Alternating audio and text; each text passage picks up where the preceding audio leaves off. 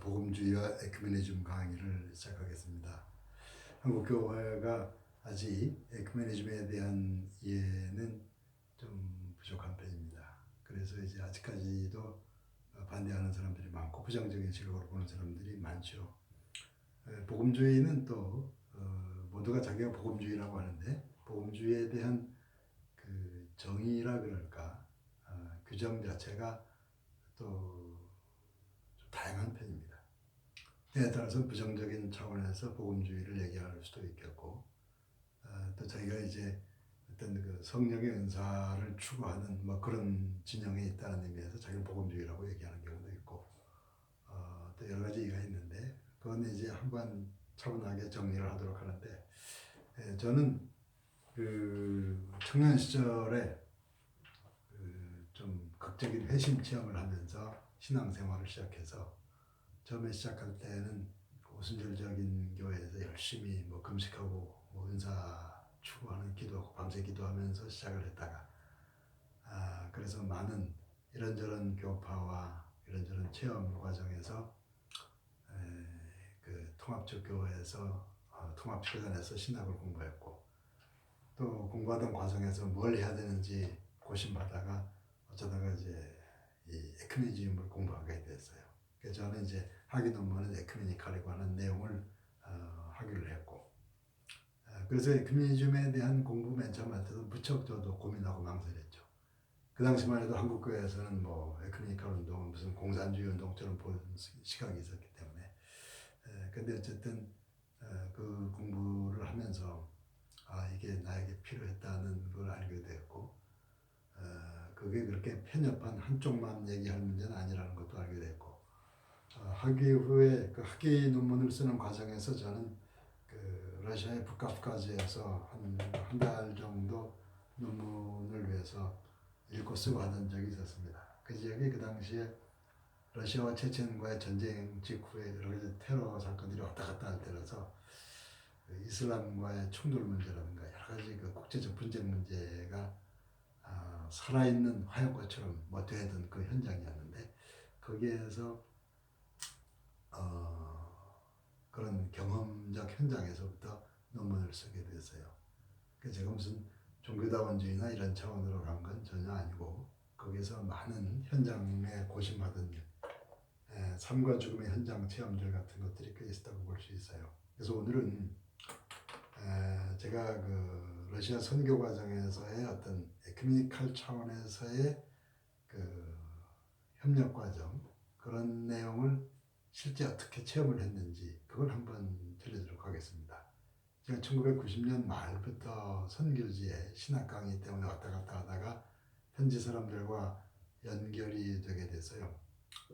그래서 그런 내용들, 거기서 사귄 사람들과의 과정, 그런 내용을 쭉 제가 이제 나중에 책을 내려고 준비한 원고들이 있는데 그 원고를 아직 뭐 출판 안 된 거지만 여러분들의 그 에큐메니즘에 대한 이해를 위해서 그 내용을 오늘은 그걸 가지고 주로 강의 진행하겠습니다.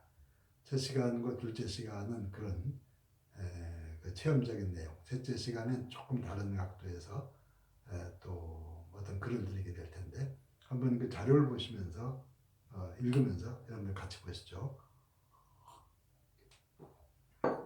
지금 러시아로 가야겠다.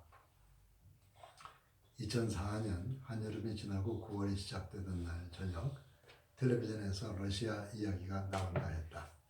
심각한 사건이 일어난 것 같다고 아내가 소리쳤다.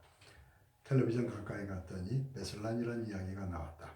베슬란, 내가 해마다 2번씩 찾아가는 러시아 북오세치아 공화국 수도 블라디카프카스 바로 곁에 있는 작은 도시가 바로 베슬란이다. 서울국제공항이 인천 영종도에 있는 것처럼 블라디카프카스의 공항은 베슬란에 있다. 블라디카프카스 공항을 베슬란 공항이라고 부른다. 그 베슬란에서 심각한 테러 사건이 일어났다고 한다. 테러범들이 초등학교 아이들과 부모들을 인질 삼은 채 꽤 많은 시간이 지났다는 것이다. 평소에는 텔레비전을 잘 보지 않았는데 바로 그때부터 나는 CNN 뉴스를 지켜보기 시작했다. 중간에 잠깐 다른 뉴스를 내보내다가 다시 베슬란으로 돌아오는 방식으로 CNN은 베슬란 사건에 집중하고 있었다. 혹시 내가 아는 얼굴이 화면에 나오진 않을까? 나는 꼼짝 않고 TV 뉴스에 시선을 고정시키고 있었다. 결국 베슬라는 330여 명의 생명을 앗아가는 끔찍한 사건으로 끝나고 말았다. 내가 그곳에 가봐야 하는 것이 아닐까?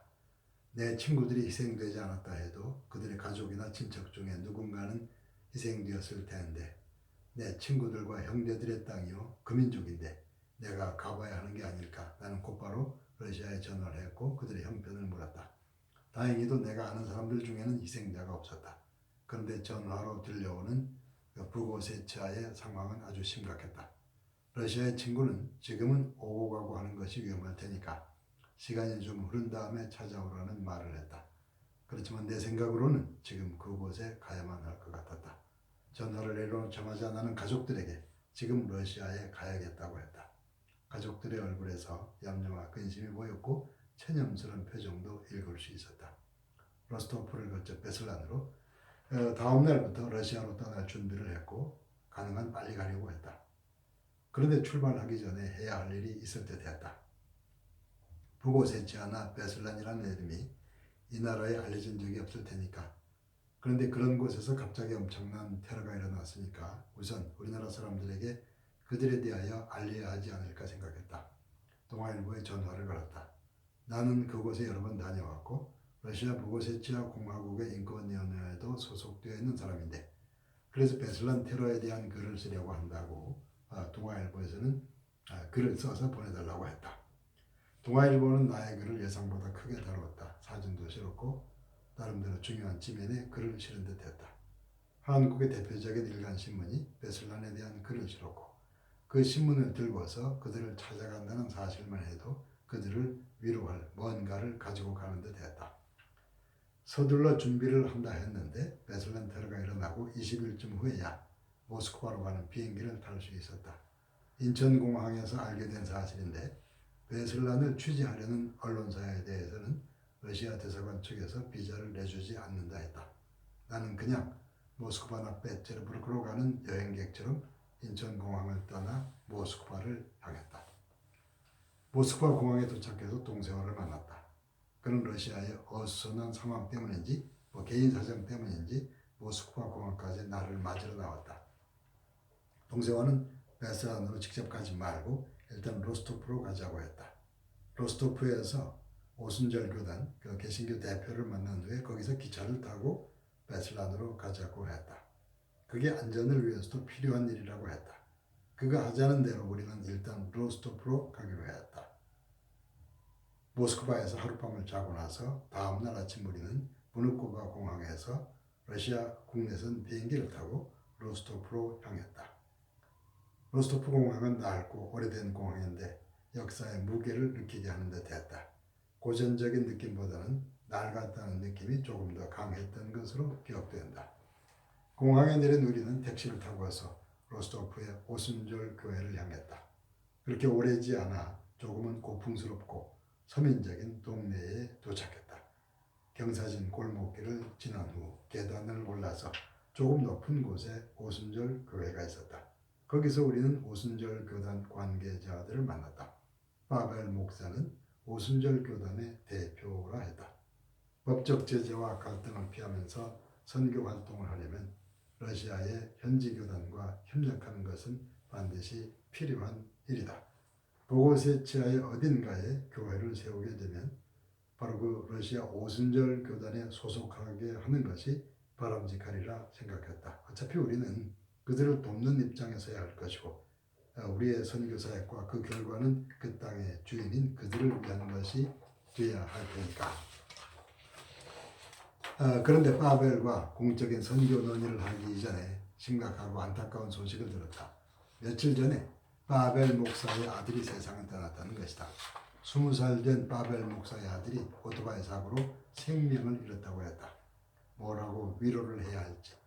베슬란에서 많은 아이들이 희생되었는데 그 부모들의 슬픔을 함께 느낄 수 있도록 하나님의 종인 당신에게도 이런 슬픔이 허락된 것 같소. 그 정도 위로밖에 할 수가 없었다.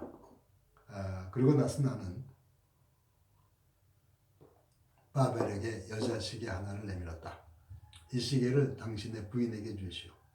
아들을 잃었으니 어머니의 슬픔이 가장 크리라 생각돼요. 이 시기가 위로가 될 리는 없겠지만 아들의 어머니를 위로하고 싶은 나의 마음을 전하고 싶소. 그 시기는 모주독의 바겔라에게 주려고 인천공항 면세점에서 산 것인데 당시에 내가 바벨에게 건넬 만한 것이 그것밖에 없었다. 그날 저녁에 우리는 베슬란으로 가는 기차를 타기로 했다. 지금은 외국인이 베슬란으로 들어가는 일이 어려운 시기이니까 기차를 타는 것이 보다 더 안전할 것이라 했다. 밤기차를 타서 새벽에 블라디카프카스에 도착하는 것이 좋겠다고 동수야 목사와 나는 로스토프의 오순절 교회를 떠나 로스토프의 기차역을 향했다. 로스토프는 베슬란에서 북쪽으로 400~500km쯤 떨어진 도시인데 베슬란 테러 때문인지 군인들의 검문이 삼엄했다. 역으로 가는 길에서 몇 번의 검문을 당하고 나서 로스토프 역사에 들어서려는데 체격이 크고 험하게 생긴 총든 군인이 우리를 멈추게 했다. 조금 엄격하게 검문을 할 듯한 표정이었다. 그래서 나는 여행 가방을 열 준비를 하면서 여권을 내밀었다. 근데 총든 군인은 검문할 생각은 않고 엉뚱한 말을 했다. 당신 한국 사람 같은데 한국에서 가져온 동전이 있으면 자기에게 달라는 것이다. 나는 여행 가방 구석구석을 뒤져서 100원짜리 동전 몇 개를 건네주었다.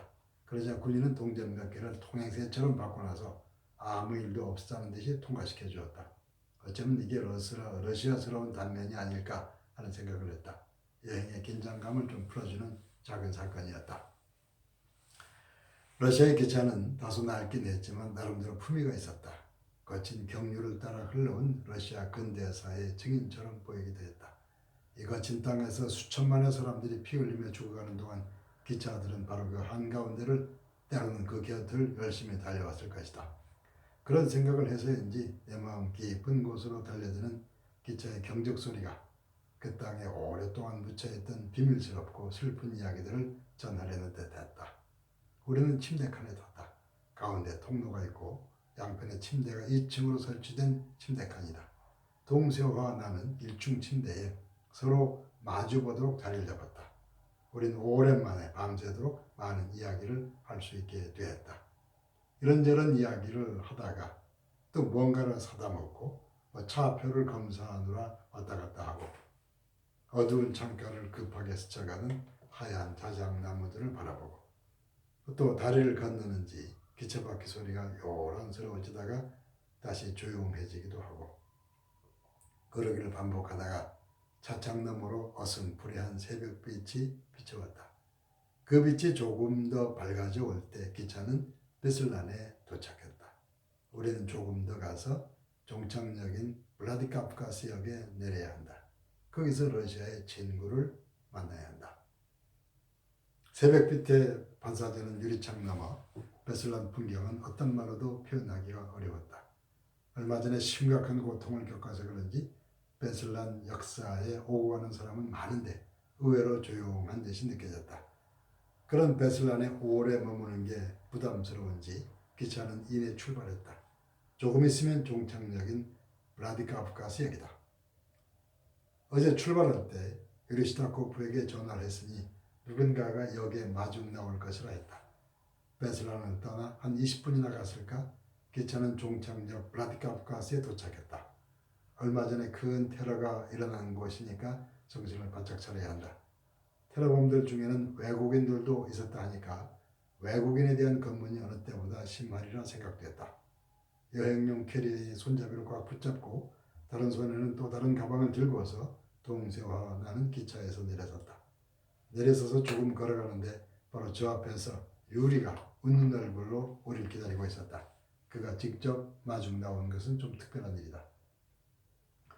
유리 스타코프는 러시아 연방 보고세치아 공화국의 대통령 직속 인권위원회의 위원장이다. 여기서는 장관에 해당하는 직위이다. 그런 나보다 18살이나 위이다. 처음 인사할 때 나이를 잘 몰라서 형과 아우가 되었는데 그와 나 사이에는 한 세대에 해당하는 차이가 있었다. 그런 유리 스타코프가 예상외로 새벽에 기차역에서 그것도 기차 바로 곁에서 우리를 기다리고 있었다. 이전에는 그가 직접 나오는 경우가 없었다. 당시에 그 지역 상황이 위기감을 느끼게 했는지 그가 직접 역으로 나와서 역사 안으로 들어와서 우리를 기다린 것이다. 그와 나는 형제이다. 그는 동생인 나의 가방을 하나를 빼앗듯이 붙잡더니 성큼성큼 앞서서 걷기 시작했다. 우리는 말없이 그를 따라 걸었다. 일단 우리는 코메시아 사무실로 갔다. 코메시아는 러시아어로 위원회라는 뜻인데 인권위원회를 줄여서 그들은 코메시아라고 불렀다. 코메시아 사무실은 블라디카프카스 중심가의 레닌 거리, 울리자 레니나에 있다. 대통령 집무실을 비롯한 공공건물들이 몰려있는 도심에 해당하는 지역이다. 서울 같으면 광화문과도 같은 곳이다. 코메시아 건물은 오래된 건물이다. 건축 양식으로 볼 때보다 100년은 넘은 듯한 건물이다. 공산주의 소련 시절에 바로 그 건물에서 많은 사람들이 희생된 학살 사건이 일어난 적이 있다고 했다. 코메시아 사무실은 그 건물 1층에 있다. 1층이지만 사무실 안에서 길거리를 내다보면 마치 2층에 있는 듯한 느낌을 받기도 했다. 유리와 우리는 너무 일찍 출근했다. 기차가 일찍 도착했기 때문에 그럴 수밖에 없었다. 그런 시간에 나는 유리에게 베슬란에 대한 나의 글이 실린 한국의 동아일보, 기독공보, 그리고 기독연합신문을 보여주었다. 나는 조금이라도 빨리 베슬란 현장에 가보고 싶었다. 온 세계에 탑뉴스가 되어 있는 테러 현장이 어떠할지 궁금했다. 격렬한 분노와 보복의 분위기를 조금이라도 위로하고 격한 감정을 절제하게 만드는 일에 목사인 내가 쓰임받게 되기를 기대하기도 했다. 사무실에서 쉬면서 기다리던 중에 리따가 출근했다. 그리고 조금 있다가 예집과 빗달리 그리고 많은 젊은이들이 사무실에 나왔다. 그들은 내가 올 것을 이미 알고 있었다. 그들과 일일이 인사를 나눈 후에 유리는 오늘의 일정에 대하여 설명을 했다. 그리고 내가 특별히 원하는 것이 무엇인지를 물었다. 나는 가능하다면 러시아 정교회 신부와 그리고 이슬람 쪽의 성직자와 함께 테러 현장에 가고 싶다고 했다. 그런 나의 마음을 사전에 짐작했는지 바로 그 시간에 러시아 정교회 신부 한 사람이 코메시아 사무실로 들어왔다. 그는 체격이 크고 잘생긴 젊은 신부이다. 사람들은 그를 티마페이 아니면 바추슈카라고 불렀다. 티마페이는 디모데라는 이름이고 바추슈카는 신부님이라고 부르는 셈이다. 그는 러시아 정교회 신부로서의 정장을 했다. 유리와 티마페이, 나와 동세와 예직 잔나, 그리고 코메시아 회원 몇 사람이 자동차를 나누어 타고서 베슬란 슈콜라, 베슬란 스쿨이죠. 베슬란 제1초등학교를 향했다. 한 30분 달렸을까 우리는 베슬란에 도착했다.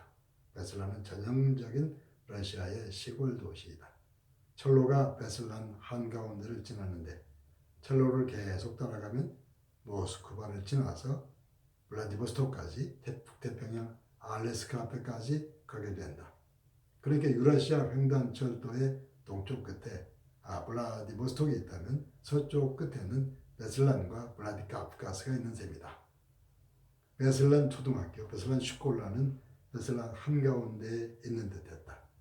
베슬란 입구에서는 별다른 분위기를 못 느꼈는데 학교에 가까이 가는 동안에 여기에서 세계적인 테러 사건이 일어났겠구나 하는 느낌이 오기 시작했다. 갑자기 길거리에 많은 자동차가 어지럽게 가득 세워진 걸 보니까 무장한 경찰과 군인들이 분주히 오고 가고 하는 걸 보니까 바로 그 학교에 가까이 온 듯했다. 첫째 시간은 여기까지 읽어드리고 둘째 시간에는 거기서 어떤 일들이 일어났는지 그걸 읽어드리도록 하겠습니다. 첫째 시간은 이상 마치고 좀 쉬죠.